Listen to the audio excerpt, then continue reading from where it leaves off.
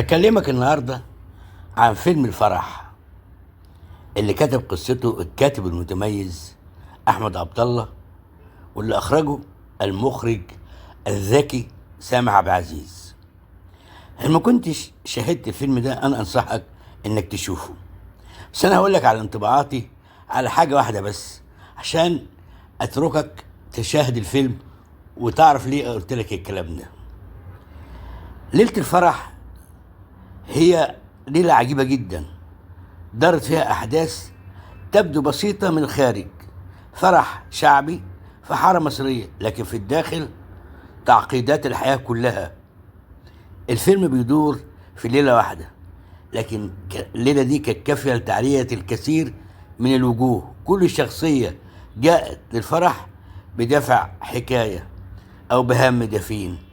أحدهم يحتاج المال، الآخر يبحث عن الشهرة، ثالث يريد لحظة هروب من واقعه.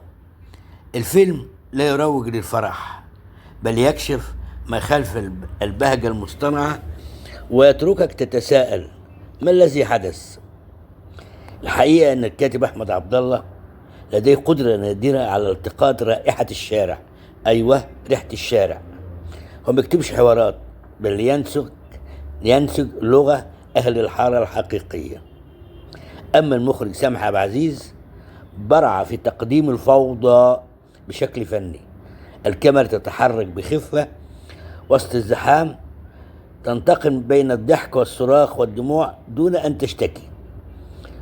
هناك لمسة سخرية سوداء تجعلك تبتسم رغم الألم، وهذا هو سر الفيلم. اللي بيميز فيلم الفرح إن كل دور فيه مهم، وكل ممثل مهما كان ظهوره قصيرا ترك بصمة وخلى الناس كلها تعرفها. الفيلم ممتاز، لازم تشوفه.